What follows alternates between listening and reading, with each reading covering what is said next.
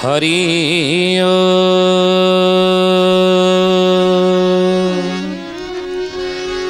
ओम भूर्भुवः स्वः तत्सवितुर्वरेण्यं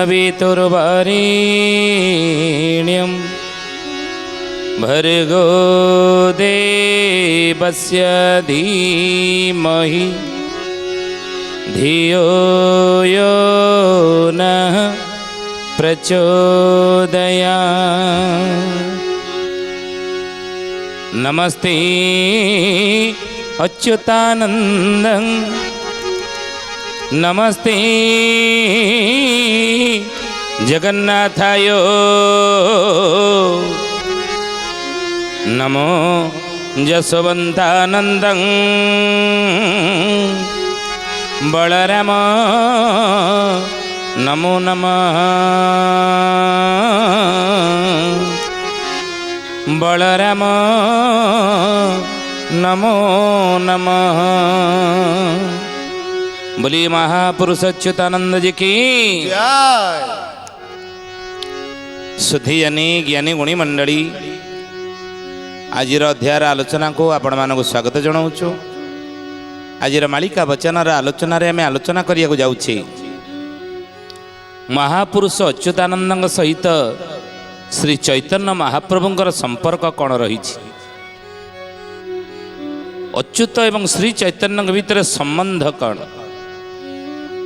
आज मालिका वचन आम ई विषय आलोचना करिबा। सुधियानी अच्युतानंद तांग साहित्य रे बा तांग लेखारे श्री चैतन्य विषय जो भाव तथा विस्तृत वर्णना करिछंती अन्य आउ जो चारि सखा रहिले बलराम दास जगन्नाथ दास यशवंत दास एवं शिशु अनंत दास ये चारि सखा माने से भली भाव वर्णना करना किंतु अच्युतानंद महापुरुष श्री चैतन्य महाप्रभु को जड़े सद्गुरु कृष्ण उपदेष्टा तथा धर्म प्रचारक रूपे तांको लेखा माध्यम वर्णना ही कर दी एवं पुणी तांको शिष्य प्रशिष्य आगरे ये कथा उपरे मध्य स्वीकारोक्ति देइछन्ति। कौन स्वीकार करिछन्ति ना तांको सहित मोर जन्म जन्मांतर संपर्क। मालिकार नाम हूँ शून्य संहिता ये ही प्रमाण देइछन्ति। कौन कहिछन्ति ना मोते जात कले प्रभु करुणा सागर जन्म होइले पूर्ण नबजे दीपर जन्म होइले पूर्ण नवदेवी परा जन्म होइले पूर्ण नवदेवी परा।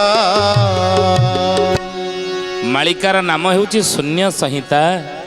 ये शून्य संहिता मालिकार महापुरुष कहउचंती तंगर शिष्य प्रशिष्य आगरे कहले मोते जात कले प्रभु करुणा सागर। से प्रभु करुणा सागर मोते जात करछनी अर्थात जन्म देइछंती आ जन्म होइले पूर्ण नवजे दीपर नवदीपरे पूर्ण से जन्म होइछंती। हे ज्ञानी गुणी मंडली महापुरुषंकर श्री चैतन्य सहित जन्म जन्मांतर संपर्क रही बोली महापुरुष निजे कथा स्वीकार करिछंती। आमे कहूनु प्रमाण मध्य तथ्य तत्व मध्य रखुछु चैतन्य सहित तांकर जन्म जन्मांतर संपर्क रही। अच्युतानंद महापुरुष द्वापर रे कौन थिले?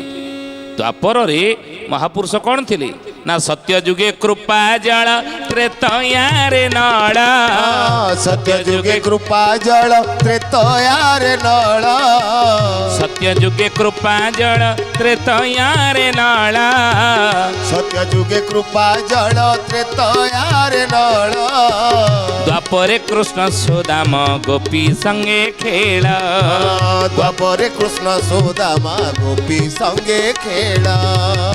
सत्य जुगरे कृपा जल द्वापर जुगरे प्रभु कृष्ण निर्विशेष ब्रह्मंकर जेतबळे ए सुधीजने संसार रे अवतार नहीं थिले प्रभु अवतार जेतबळे हेइथिला ସେତେବେଳେ ସୁଦାମ ସଖା ଭାବରେ ମହାପୁରୁଷ ଅଚ୍ୟୁତାନନ୍ଦ ଭଗବାନ କୃଷ୍ଣଙ୍କର ନିତ୍ୟ ପାର୍ଷଦ ଥିଲେ, ଲୀଳା ସହଚର ଥିଲେ। ନୁହେଁ, ନିଜେ କହିଛନ୍ତି ସିଏ। ଯଶବନ୍ତ କହୁଛନ୍ତି ତାଙ୍କର ଉଦୟ କାହାଣୀରେ ଏ କଥା। ଆଉ କଳି ଯୁଗରେ ଅଚ୍ୟୁତ ନାମ ବହିଥିବ, କଳି ଯୁଗରେ ଅଚ୍ୟୁତ ନାମ ବହିଥିବ, କଳକି ପୁରୁଷ ସଙ୍ଗେ ଲୀଳା କରୁଥିବ, କଳକି ପୁରୁଷ ସଙ୍ଗେ। ଲୀଳା କରୁଥିବ। ତେଣୁ ସେଇ ଅଚ୍ୟୁତ ଯୋଉ ଦ୍ୱାପର ଯୁଗରେ ସୁଦାମ ସଖା ଥିଲେ, ମହାପୁରୁଷ କହୁଛନ୍ତି କଳି ଯୁଗରେ ଶ୍ରୀକୃଷ୍ଣ ନବଦ୍ୱୀପରେ ସେ ସମୟରେ ଚୈତନ୍ୟ ଭାବରେ ଜନ୍ମ ହେଇଥିଲେ। ସୁଧେୟାନୀ ଜ୍ଞାନୀ ଗୁଣିମଣ୍ଡଳୀ ନଦିଆ ନବଦ୍ୱୀପରେ ଶ୍ରୀ ଚୈତନ୍ୟ ରୂପେ ଜନ୍ମଗ୍ରହଣ କରିଥିଲେ ଏବଂ ତାଙ୍କ ସହିତ ମହାପୁରୁଷ କହୁଛନ୍ତି ମୋର ଏ ତ ଜନ୍ମ ଜନ୍ମାନ୍ତର ସମ୍ପର୍କ ରହିଛି। ଦ୍ୱାପର ଯୁଗରେ ପ୍ରଭୁ ଆସିଥିଲେ, ମୁଁ ତାଙ୍କ ସହିତ ସମ୍ପର୍କରେ ଥିଲି, ଲୀଳା ସହଚର ଥିଲି। ତ୍ରେତୟା ଯୁଗରେ ପ୍ରଭୁ ଆସିଥିଲେ, ସେତେବେଳେ ନଳ ରୂପରେ ତାଙ୍କର ଲୀଳା ସହଚର ଭାବରେ ମୁଁ ଥିଲି। ସତ୍ୟ ଯୁଗରେ କୃପାଜଳ ଋଷି ଭାବରେ ମୁଁ ଲୀଳା ସହଚର ଭାବରେ ଥିଲି। ଆଉ କଳି ଯୁଗରେ ଯେତେବେଳେ ପ୍ରଭୁ ନଦିଆ ନବଦ୍ୱୀପରେ ଯେତେବେଳେ ଅବତରିତ ହେଲେ ସ୍ୱୟଂ ଭଗବାନ କୃଷ୍ଣ ଶ୍ରୀ ଚୈତନ୍ୟ ରୂପରେ, ମୁଁ ମଧ୍ୟ ତାଙ୍କ ସହିତ ଆସିଥିଲି ଲୀଳା ସହଚର ଭାବରେ, ସିନ୍ଦୁରାନନ୍ଦ ଭାବରେ। ତେଣୁ ମହାପୁରୁଷ କହୁଛନ୍ତି ଯେ ତାଙ୍କର ମୋର ଜନ୍ମ ଜନ୍ମାନ୍ତର ସମ୍ପର୍କ। ଶ୍ରୀ ଚୈତନ୍ୟ ଗୋସାଇଁ ଯେ ବ୍ରହ୍ମାଣ୍ଡର ପତି, ନିତ୍ୟାନନ୍ଦ ସଙ୍ଗେ ଘେନି ଜନ୍ମ ହେଲେ କ୍ଷିତି, ଆନନ୍ଦ ସଙ୍ଗେ ମିଶି ଜନ୍ମ ହେଲେ କ୍ଷିତି, ନିତ୍ୟାନନ୍ଦ ସଙ୍ଗେ ଘେନି ଜନ୍ମ ହେଲେ କ୍ଷିତି। ଶ୍ରୀ ଚୈତନ୍ୟ ଗୋସାଇଁ ଯେ ବ୍ରହ୍ମାଣ୍ଡର ପତି, ଜ୍ଞାନୀ ଗୁଣିମଣ୍ଡଳୀ ସୁଧିୟାନୀ ବ୍ରହ୍ମାଣ୍ଡର ଅଧୀଶ୍ୱର, ବ୍ରହ୍ମାଣ୍ଡର ପତି ଭାବରେ ଅଚ୍ୟୁତାନନ୍ଦ ମହାପୁରୁଷ, ତାଙ୍କର ମାଳିକାର ନାମ ହେଲା ଶୂନ୍ୟ ସଂହିତା। ଏହି ଶୂନ୍ୟ ସଂହିତାରେ ଶ୍ରୀ ଚୈତନ୍ୟ ମହାପ୍ରଭୁଙ୍କୁ ଏହି ଭାବରେ ଗ୍ରହଣ କରୁଛନ୍ତି ବୋଲି ମହାପୁରୁଷ ଅଚ୍ୟୁତାନନ୍ଦ ଜୀ କି ତେଣୁ କହୁଛନ୍ତି ସେ ବ୍ରହ୍ମାଣ୍ଡର ପତି ନଦିଆ ନବଦ୍ୱୀପରେ ଚୈତନ୍ୟ ଭାବରେ ଜନ୍ମ ହେଇଛନ୍ତି। ଆଉ ନିତ୍ୟାନନ୍ଦ ସଙ୍ଗେ ଘେନି ଜନ୍ମ ହେଲେ କ୍ଷିତି, କ୍ଷିତି ଗଲେ ପୃଥିବୀରେ ଶିଷ୍ୟ ପ୍ରଶିଷ୍ୟଙ୍କ ସହିତ ସେ ଜନ୍ମଗ୍ରହଣ କରିଛନ୍ତି। ଆଉ ତାହାଙ୍କ ସହିତ ମୋତେ ଜନମ ଯେ ଦେଲେ, ବୈରାଗ୍ୟ ବେଶରେ ଦେଶ ଭ୍ରମଣ ଯେ ଗଲେ, ବୈରାଗ୍ୟ ବେଶରେ ଦେଶ ଭ୍ରମଣ ଯେ କଲେ, ବୈରାଗ୍ୟ ବେଶରେ ଦେଶ ଭ୍ରମଣ ଯେ କଲେ। ମାଳିକାର ନାମ ହେଲା ଶୂନ୍ୟ ସହିତ ଆମେ ପ୍ରମାଣ ଦଉଛୁ, ମନରୁ ଏ କଥା କହୁନୁ। ଚୈତନ୍ୟଙ୍କ ସହିତ ଅଚ୍ୟୁତଙ୍କର କି ସମ୍ବନ୍ଧ ରହିଛି? 1510ରେ ଆସିଥିଲେ ଶ୍ରୀକ୍ଷେତ୍ର, ନଦିଆ ନବଦ୍ୱୀପରେ ଜନ୍ମ ହେଇ ଶ୍ରୀକ୍ଷେତ୍ର ଅଭିମୁଖେ ଆସିଥିଲେ 1510। ତେଣୁ ହେ ଜ୍ଞାନୀ ଗୁଣିମଣ୍ଡଳୀ, ସେଇ ଚୈତନ୍ୟ ମହାପ୍ରଭୁଙ୍କ ବିଷୟରେ ମହାପୁରୁଷ ଅଚ୍ୟୁତାନନ୍ଦ ଶୂନ୍ୟ ସଂହିତାରେ କହୁଛନ୍ତି ଯେ ସିଏ ଯେତେବେଳେ ଜନ୍ମ ହେଲେ ତାହାଙ୍କ ସହିତ ମୋତେ ଜନ୍ମ ଯେ ଦେଲେ, ଜନ୍ମ ହେଲେ କିନ୍ତୁ ତାଙ୍କ ସହିତ ମୋତେ ସେ ଜନ୍ମ ଦେଲେ। ଆଉ ବୈରାଗ୍ୟ ବେଶରେ ଦେଶ ଭ୍ରମଣ ଯେ ଗଲେ, ବୈରାଗ୍ୟ ବେଶ ଏଇ ଦେଶ ଭ୍ରମଣରେ ଚାଲିଗଲେ। କିନ୍ତୁ ଏଇଠି ପ୍ରଶ୍ନ ଆସେ, ପଞ୍ଚସଖା ମାନଙ୍କର ପ୍ରଭାବ ଚୈତନ୍ୟଙ୍କ ଉପରେ ପଡ଼ିଛି ନା ଚୈତନ୍ୟଙ୍କ ପ୍ରଭାବ ପଞ୍ଚସଖାଙ୍କ ଉପରେ ପଡ଼ିଛି? ଇଏ କଥା ପଞ୍ଚସଖା ମାନଙ୍କର ମାଳିକା ଶାସ୍ତ୍ରରୁ ହିଁ ଆମେ ପ୍ରମାଣ ପାଇପାରିବା। ସେମାନେ ନିଜ ମୁଖରେ କହିଛନ୍ତି, ଆମେ କହୁନାହୁଁ। ପଞ୍ଚସଖା ମାନେ ନିଜ ମୁଖରେ ଯାହା କହିଛନ୍ତି ଚୈତନ୍ୟଙ୍କ ସହିତ ତାଙ୍କର ସମ୍ପର୍କ ସମ୍ବନ୍ଧ ବିଷୟରେ, ସେଇ ବିଷୟ ମହାପୁରୁଷ ଆଲୋଚନା କରୁଛନ୍ତି। ମାଳିକାର ନାମ ହେଲା ଶୂନ୍ୟ ସଂହିତା। କହିଲେ ସୁଗତି ଦିଶିଲା ବାସନା ବାସିଲା, ଶ୍ରୀକୃଷ୍ଣ ମନେ ନିବେଶୀ, ଚୈତନ୍ୟ ଗୋସେଇ ବିଜେ କରିଛନ୍ତି ବଡ଼ ଦାଣ୍ଡ ପରେ ଆସି ବଡ଼ ଦାଣ୍ଡ ପରେ ଆସି ହେ ସୁଜନେ ବଡ଼ ଦାଣ୍ଡ ପରେ ଆସି ବଡ଼ ଦାଣ୍ଡ ପରେ ଆସି ହେ ସୁଜନେ ବଡ଼ ଦାଣ୍ଡ ପରେ ଆସି। ଏଥିରୁ ସ୍ପଷ୍ଟ ଭାବରେ ଆମେ ଅନୁମାନ କରୁଛେ, ସ୍ପଷ୍ଟ ଭାବରେ ଆମକୁ ଦୃଶ୍ୟମାନ ହେଉଛି, ସ୍ପଷ୍ଟ ଭାବରେ ଆମେ ଜାଣିପାରୁଛେ ଯେ ଚୈତନ୍ୟ ମହାପ୍ରଭୁଙ୍କର ଅଚ୍ୟୁତଙ୍କ ଉପରେ ଯେତିକି ପ୍ରଭାବ ପଡ଼ିଥିଲା, ତାଙ୍କର ବିଚାରଧାରା, ତାଙ୍କର ଚିନ୍ତନ ଏବଂ ତାଙ୍କର ଯେଉଁ ଉପଦେଶ ମହାପୁରୁଷ ଅଚ୍ୟୁତଙ୍କ ଉପରେ ଯେତିକି ପ୍ରଭାବ ପଡ଼ିଥିଲା, ହୁଏତ ଅନ୍ୟ ଯେଉଁ ଚାରି ସଖା ମାନେ ରହିଛନ୍ତି, ଏ ଜ୍ଞାନୀ ଗୁଣୀ ମଣ୍ଡଳୀ ଆମେ ସ୍ପଷ୍ଟ ଭାବରେ ଜାଣିପାରୁଛେ ଯେ ସେତେଟା ତାଙ୍କ ବିଷୟ ବର୍ଣ୍ଣନା କରିନାହାନ୍ତି। ତେଣୁ ମହାପୁରୁଷ କହୁଛନ୍ତି ସୁଗତି ଦିଶିଲା ବାସନା ବାରିଲା ଶ୍ରୀକୃଷ୍ଣ ମନେ ନିବେଶୀ ଚୈତନ୍ୟ ଗୋସାଇଁ ବିଜେ କରିଛନ୍ତି ବଡ଼ ଦାଣ୍ଡ ପରେ ଆସି। ଶୂନ୍ୟ ସଂହିତା ମାଳିକାର ନାମ ହେଲା ଶୂନ୍ୟ ସଂହିତା। ଏଇଥିରେ ଅଚ୍ୟୁତାନନ୍ଦ ବର୍ଣ୍ଣନା କରୁଛନ୍ତି ଯେ ଯେତେବେଳେ ବଡ଼ ଦାଣ୍ଡରେ ଚୈତନ୍ୟ ମହାପ୍ରଭୁ ଆସି ବିଜେ କରିଛନ୍ତି, ଅଚ୍ୟୁତାନନ୍ଦ ମହାପୁରୁଷ କହୁଛନ୍ତି, କହିଲେ ସେତେବେଳେ କ'ଣ ହେଇଛି ନା ପିତାଙ୍କ ସହିତେ ଦର୍ଶନ କଲାଇ ଚରଣେ ପଡ଼ିଲି ଯାଇ ଚରଣେ ପଡ଼ିଲି ଯାଇ ହେ ସୁଜନେ ଚରଣେ ପଡ଼ିଲି ଯାଇ। ବାସନା ହେତୁ ମୋ ଅଙ୍ଗେ ଯେତେ ଜ୍ଞାନ ପ୍ରକାଶିଲା ସୀତହିଁ ଶୁଣ ସୁଜନେ ଗୁଣି ବେଳ କାଳ ଆସିଲାଣି ହେ ଶୁଣ ସୁଜନେ ଗୁଣି। ପିତାଙ୍କ ସଙ୍ଗତେ ଦର୍ଶନ କଲଇଁ ଚରଡ଼େ ପଡ଼ିଲି ଯାଇ। ଚୈତନ୍ୟ ମହାପ୍ରଭୁ ଯେତେବେଳେ ଆସି ପହଞ୍ଚିଛନ୍ତି, ଅଚ୍ୟୁତାନନ୍ଦ କହୁଛନ୍ତି ଶୂନ୍ୟ ସଂହିତା ମାଳିକାରେ ଯେ ମୁଁ ମୋ ବାପାଙ୍କ ସହିତ ଶ୍ରୀକ୍ଷେତ୍ରରେ ଯାଇକି ପହଞ୍ଚିଲି ତାଙ୍କ ନିକଟରେ। କାହାଙ୍କ ନିକଟରେ ନା ଚୈତନ୍ୟ ମହାପ୍ରଭୁଙ୍କ ନିକଟରେ। ବାପାଙ୍କ ସହିତ ଯାଇକି ତାଙ୍କ ପାଖରେ ଯାଇକି ପହଞ୍ଚିଲି। ଆଉ ସେତେବେଳେ କ'ଣ ହେଇଛି ନା ବାସନା ହେତୁ ମୋ ଅଙ୍ଗେ ଯେତେ ଜ୍ଞାନ ପ୍ରକାଶିଲା ଆସି ତହିଁ। ତେଣୁ ଏଥିରୁ ଆମେ ସ୍ପଷ୍ଟ ଭାବରେ ଜାଣିପାରୁଛେ ଯେ ଚୈତନ୍ୟ ମହାପ୍ରଭୁଙ୍କର ପ୍ରଭାବ ଅଚ୍ୟୁତଙ୍କ ଉପରେ ବହୁ ଭାବରେ ପଡ଼ିଛି, ବହୁଳ ଭାବରେ ପଡ଼ିଛି। ଯେ ସେ କହୁଛନ୍ତି ତାଙ୍କର ଯେତେବେଳେ ମୁଁ ସ୍ପର୍ଶ ପାଇଲି, ତାଙ୍କର ଦର୍ଶନ ପାଇଲି, ଯେ ସେତେବେଳେ ମୋର ଜ୍ଞାନ ଗୁଡ଼ିକ ସବୁ ମୋ ଭିତରେ ପ୍ରକାଶିତ ହେଇଗଲା।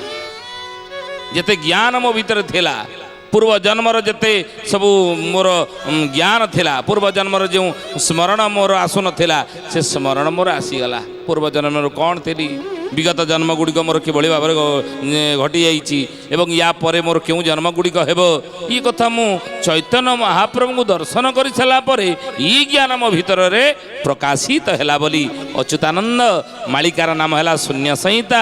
ଏ ଶୂନ୍ୟ ସଂହିତାର ଶିଷ୍ୟ ରାମଚନ୍ଦ୍ରଙ୍କ ଆଗରେ କହୁଛନ୍ତି।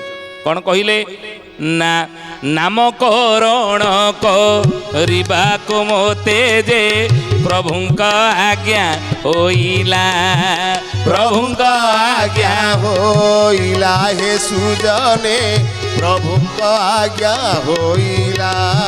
ଶ୍ରୀଚରଣେ ପଡ଼ି ପିତା ମୋର ଗୋଟେ ସଞ୍ଚା ଯେ ତହିଁ ଥୋଇଲା। ଶୁଣା ସୁଜନେ ଗୁଣି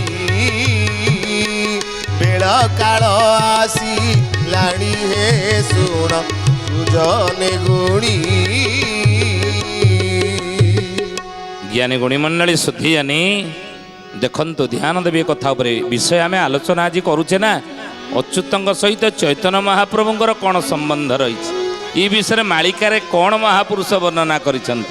ତେଣୁ ଏଥିରୁ ଆମେ ଜାଣିଲେ ଯେ ଅଚ୍ୟୁତ କହୁଛନ୍ତି ଶୂନ୍ୟ ସଂହିତା ମାଳିକାରେ ଯେ ହେ ରାମଚନ୍ଦ୍ର, ଯେ ମୋ ବାପା ମୋତେ ନେଇକିରି ସଞ୍ଚା ଗୋଟିଏ, ଯେତେବେଳେ ଜଣେ ସଦ୍ଗୁରୁଙ୍କର ନିକଟରେ ଛୁଆଙ୍କୁ ପିଲାଙ୍କୁ ଗଡ଼େଇ ଦେଉଥିଲେ, ତାଙ୍କର ପାଦ ତଳେ ଗଡ଼େଇ ଦେଉଥିଲେ, ସେତେବେଳେ ସଞ୍ଚା ଗୋଟେ ଥଉଥିଲେ ଯେ ମୋ ପିଲାକୁ ଆପଣ ଟିକେ ଦୀକ୍ଷିତ କରନ୍ତୁ, କର୍ଣ୍ଣ ମନ୍ତ୍ର ଟିକେ ଦିଅନ୍ତୁ, ଗୁରୁ ମନ୍ତ୍ର ଟିକେ ମୋ ପିଲା କାନରେ ଦିଅନ୍ତୁ, ମନ୍ତ୍ର ଟିକେ ଦିଅନ୍ତୁ। ତେଣୁ ମୋ ବାପା ଗୋଟେ ସଞ୍ଚା ନେଇକି ଚୈତନ୍ୟ ମହାପ୍ରଭୁଙ୍କର ପାଦ ପାଖରେ ଥୋଇଦେଲେ।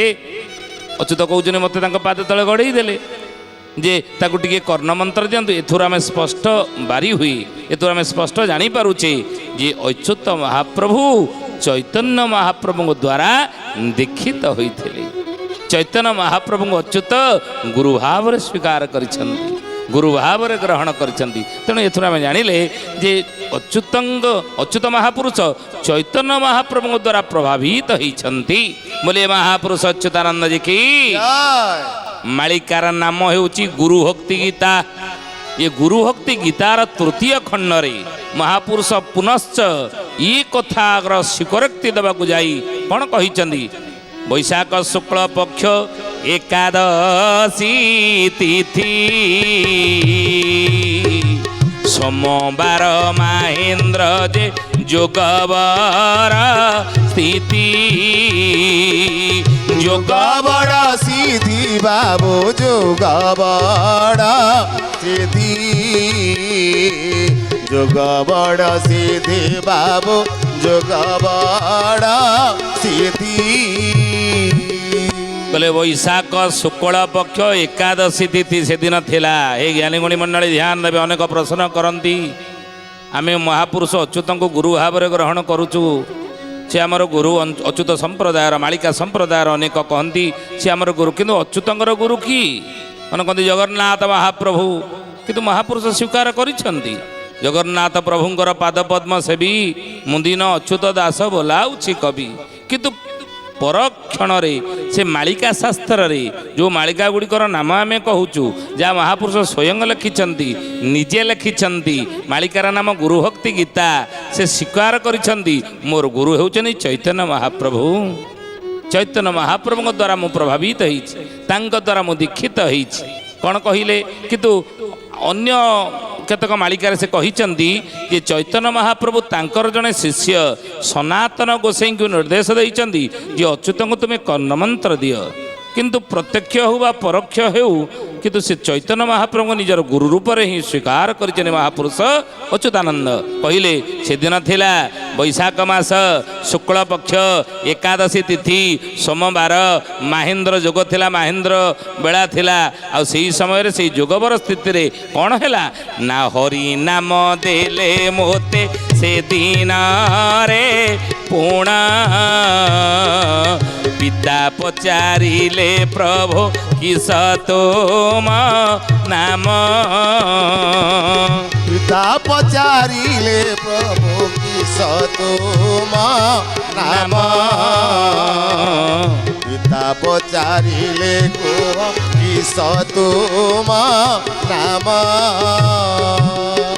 हरि नाम देले मते से दिन रे पुण यही तिथि देखो तिथि बार कही दीजिए कौ दिन मु दीक्षित हेली कौ दिन मु कर्ण मंत्र नेली से दिन रे कौन है ना हरि नाम देले मते से दिन रे पुण यही दिन होता वैशाख मास शुक्ल पक्ष एकादशी तिथि सोमवार महेंद्र जोग ये जोगवर स्थिति रे हरिनाम मते प्रदान कले चैतन्य महाप्रभु आ बापा यही समय पचारि देइथिले हे महात्मन हे महागुरु कहतु आपणकर नाम कौन आपणकर परिचय कौन आपणकर कौन परिचय मो आगे प्रकाश करंतु महाप्रभु कौन कही नाम्भे अटु सची सुत चैतन्य ठाकुर शरधा बड़िला आंब पुत्र ठारे तोरा शरधा बड़िला मोर पुत्र ठारे तोरा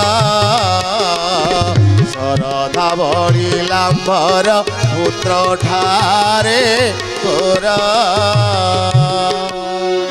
महाप्रभु चैतन्य महाप्रभु कौन कहले जो दीनबंधु खुंटिया अच्युतंगर बापा नाम है दीनबंधु खुंटिया माँ का नाम है पद्मावती महापुरुष निजे कही मालिका शास्त्र रे कहले श्रीकृष्ण करुणा मोते होइला अच्युत नाम मो कली रे हेला चित्रोद्बलार तर भागेण तिलकणा बोली जे ग्राम नाम से सेठारे होइली जात जे पद्मावती गर्भ ଜନମ ଲଭିଲି ଦୀନ ବନ୍ଧୁ ମୋର ରାତ ଯେ ପଦ୍ମାବତୀ ଗର୍ଭ ଜାତ ମୋହଇଲି ଦୀନ ବନ୍ଧୁ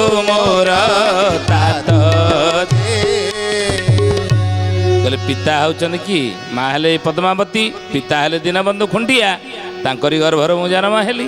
ତେଣୁ ମହାପୁରୁଷ କହୁଛନ୍ତି ପିତା ମୋତେ ପିତା ଯେତେବେଳେ ପଚାରିଲେ ଦୀନବନ୍ଧୁ କିଏ ତୁମେ, ତୁମର ପରିଚୟ କ'ଣ? ନା ଆମ୍ଭେ ଅଟୁ ସଚିସୁତ ଚୈତନ୍ୟ ଠାକୁର, ଶରଦା ବଳିଲା ଆମ୍ଭ ପୁତ୍ର ଠାରେ ତୋର, ଆମେ ସ୍ୱୟଂ ଚୈତନ୍ୟ ଠାକୁର, ତୋ ପୁଅଠାରେ ଆମର ଶ୍ରଦ୍ଧା ଜାତ ହେଇଛି ବୋଲି ଆମେ ତାକୁ କୋଳେଇ ନେଇଛୁ, ଆମେ ତାକୁ ଆପଣାର କରିନେଲୁ, ଜନ୍ମ ଜନ୍ମାନ୍ତରର ସମ୍ପର୍କ ତାର ଆମର। ତେଣୁ ଏଥିରୁ ଆମେ ସ୍ପଷ୍ଟ ଜାଣିପାରିଲେ ଯେ ଚୈତନ୍ୟ ମହାପ୍ରଭୁଙ୍କ ସହିତ ଅଚ୍ୟୁତଙ୍କର ଜନ୍ମ ଜନ୍ମାନ୍ତର ସମ୍ପର୍କ ରହିଛି। ମାଳିକାରେ ଏ କଥା ଉପରେ ମହାପୁରୁଷ ସ୍ପଷ୍ଟୀକରଣ ଦେଇଛନ୍ତି। ତେଣୁ ହେ ଜ୍ଞାନୀ ଗୁଣୀ ମଣ୍ଡଳୀ ସୁଧୀୟାନୀ, ଆଜି ତ ସମୟ ହେଇଛି, ତ ଆସନ୍ତୁ ବାଣିକି ବିରାମ ଦେବା ସେ ପ୍ରଭୁଙ୍କର ନାମ ନେଇ। ଶ୍ରୀକୃଷ୍ଣ ଗୋବିନ୍ଦ ହରେ ମୁରାରେ ହେ ନାଥ ନାରାୟଣ ବାସୁଦେବ। ଶ୍ରୀକୃଷ୍ଣ ଗୋବିନ୍ଦ ହରେ ମୁରାରେ ହେ ନାଥ ନାରାୟଣ ବାସୁଦେବ। ହେ ନାଥ ନାରାୟଣ ବାସୁଦେବ। ହେ ନାଥ ନାରାୟଣ ବାସୁଦେବ। ହେ ନାଥ ନାରାୟଣ ବାସୁଦେବ। ଶ୍ରୀକୃଷ୍ଣ ଗୋବିନ୍ଦ ହରେ ମୁରାରେ ହେ ନାଥ ନାରାୟଣ ବାସୁଦେବ। ସୁଧୀୟାନୀ ଆଜି ପାଇଁ ବିଦାୟ ଦିଅନ୍ତୁ, ପୁଣି ଆସନ୍ତା ଅଧ୍ୟାୟରେ ଭେଟ ହେବା। ରହୁଛୁ। ହରି ଓମ୍। ଶାନ୍ତି ଶାନ୍ତି ଶାନ୍ତି ସର୍ବାରିଷ୍ଟ ସୁଶାନ୍ତିରେ ଭବତୁ। ପ୍ରାର୍ଥନା ଆମ ଆନନ୍ଦର ଉତ୍ସ।